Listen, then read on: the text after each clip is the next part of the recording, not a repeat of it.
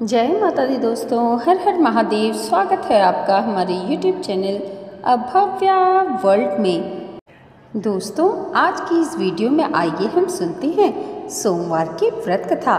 किसी नगर में एक धनी व्यापारी रहता था। दूर दूर तक उसका व्यापार फैला हुआ था। नगर के सभी लोग उस व्यापारी का सम्मान करते। इतना सब कुछ संपन्न होने के बाद भी वह व्यापारी बड़ा ही दुखी रहा करता था, क्योंकि उसके कोई संतान नहीं थी, जिस कारण अपनी मृत्यु के पश्चात व्यापार के उत्तराधिकारी की चिंता उसे हमेशा ही सताती रहती थी। पुत्र प्राप्ति की इच्छा से व्यापारी प्रत्येक सोमवार भगवान शिव के व्रत एवं पूजन किया करता था और शाम के समय शिव मंदिर में जाकर शिव जी के सामने घी का दीपक जलाया करता था। उसकी भक्ति देखकर माँ पार्वती प्रसन्न हो गई और भगवान शिव से उस व्यापारी की मनोकामना पूरी करने का निवेदन किया। भगवान शिव बोले, इस संसार में सबको उसके कर्म के अनुसार फल की प्राप्ति होती है। जो प्राणी जैसा कर्म करते हैं उन्हें वैसा ही फल भोगना पड़ता है। शिव जी द्वारा समझाने के बाद भी माता पार्वती नहीं मानी और उस व्यापारी की मनोकामना पूरी करने हेतु वे शिव जी से बार बार अनुरोध करती रहीं। माता के आग्रह को देखकर भगवान भोलेनाथ को उस व्यापारी को पुत्र प्राप्ति का वरदान देना पड़ा। वरदान देने के पश्चात भोलेनाथ माँ पार्वती से बोले, आपके आग्रह पर मैंने पुत्र प्राप्ति का वरदान तो दे दिया, परंतु इसके पुत्र की आयु 16 वर्ष से अधिक समय तक नहीं होगी। उसी रात भगवान शिव उस व्यापारी के स्वप्न में आए और उसे पुत्र प्राप्ति का वरदान दिया और उसके पुत्र के 16 वर्ष तक जीवित रहने की बात भी बताई। भगवान के वरदान से व्यापारी को खुशी तो हुई, लेकिन पुत्र की अल्पायु की चिंता ने उस खुशी को नष्ट कर दिया। व्यापारी पहले की तरह सोमवार के दिन भगवान शिव का विधिवत व्रत करता रहा। कुछ महीनों के बाद उसके घर एक अति सुंदर बालक ने जन्म लिया और घर में खुशियां ही खुशियां छा गईं। बहुत धूमधाम से पुत्र जन्म का समारोह मनाया गया, परंतु व्यापारी को पुत्र जन्म की अधिक खुशी नहीं हुई, क्योंकि उसे पुत्र की अल्पायु होने के रहस्य का पता था। जब पुत्र 12 वर्ष का हुआ तो व्यापारी ने उसे उसके मामा के साथ पढ़ने के लिए वाराणसी भेज दिया। लड़का अपने मामा के साथ शिक्षा प्राप्ति करने के लिए चल दिया। रास्ते में वे जहाँ जहाँ भी मामा भांजे जाते वहाँ यज्ञ करते और साथ ही साथ ब्राह्मणों को भोजन भी कराते। लंबी यात्रा के बाद मामा भांजे एक नगर में पहुँचे। उस दिन नगर के राजा की कन्या का विवाह था, जिस कारण पूरे नगर को सजाया गया था। निश्चित समय पर बारात आ गई, लेकिन वर का पिता अपने बेटे के एक आंख से काने होने के कारण बहुत ही चिंतित था। उसे भय था कि इस बात का पता चलने पर कहीं राजा विवाह से मना न कर दे, इससे उसकी बड़ी ही बदनामी होगी। जब वर के पिता ने व्यापारी के पुत्र को देखा तो उसके मस्तिष्क में एक विचार आया। उसने सोचा, क्यों न इस लड़के को दूल्हा बनाकर राजकुमारी से विवाह करा दूं।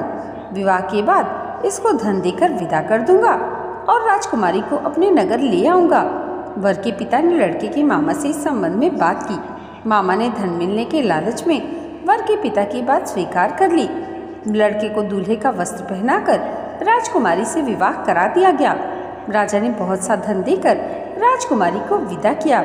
शादी के बाद लड़का जब राजकुमारी के साथ लौट रहा था तो वह सच को छिपा न सका और उसने राजकुमारी की ओढ़नी पर लिख दिया, राजकुमारी, तुम्हारा विवाह मेरे साथ हुआ था।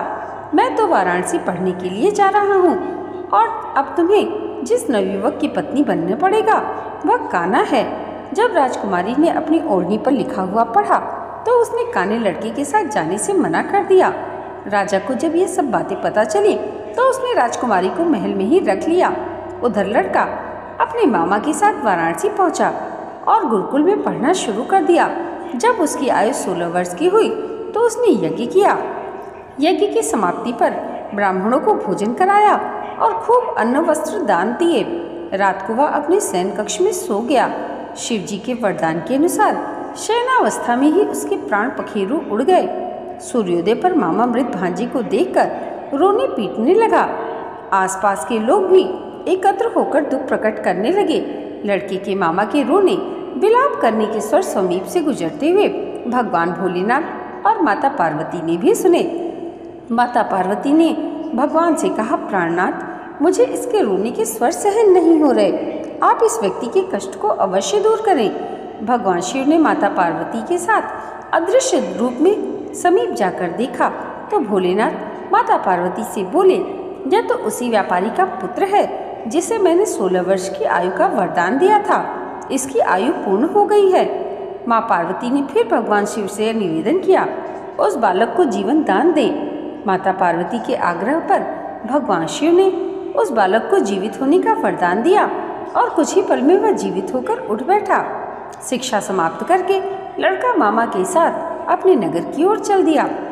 दोनों चलते हुए उसी नगर में पहुँचे जहाँ उसका विवाह हुआ था।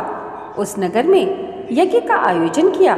समीप से गुजरते हुए नगर के राजा ने यज्ञ का आयोजन देखा और उसने तुरंत ही लड़के और उसके मामा को पहचान लिया। यज्ञ के समाप्त होने पर राजा मामा और लड़के को महल में ले गया और कुछ दिन उन्हें महल में रखकर बहुत सा धन वस्त्र आदि देकर राजकुमारी के साथ विदा कर दिया। इधर भूखे प्यासे रहकर व्यापारी और उसकी पत्नी बेटे की प्रतीक्षा कर रहे थे। उन्होंने प्रतिज्ञा कर रखी थी कि अगर उन्हें अपने बेटे की मृत्यु का समाचार मिला तो दोनों अपने प्राण त्याग देंगे। परंतु जैसे ही उन्होंने अपने बेटे के जीवित होने का समाचार सुना तो वो बहुत प्रसन्न हुए। वह अपनी पत्नी और मित्रों के साथ नगर के द्वार पर पहुँचे।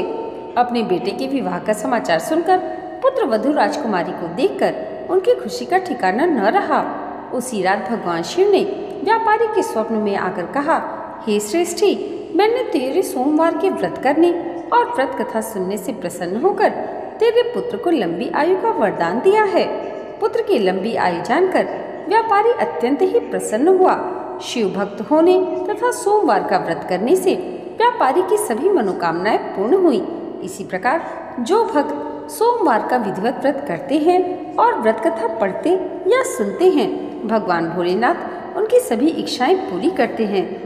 हर हर महादेव। दोस्तों, आज की वीडियो अगर आपको अच्छी लगी हो तो कमेंट बॉक्स में हर हर महादेव और जय माता पार्वती ज़रूर लिखिएगा और इसे लाइक और हमारे चैनल पर पहली बार आए हैं तो सब्सक्राइब करना मत भूलिएगा। भगवान भोलेनाथ और माता पार्वती की कृपा आप सबके जीवन पर सदैव ऐसे ही बनी रहे, इसी मंगल कामना के साथ मिलते हैं अगली वीडियो में। तब तक के लिए जय माता दी। हर हर महादेव।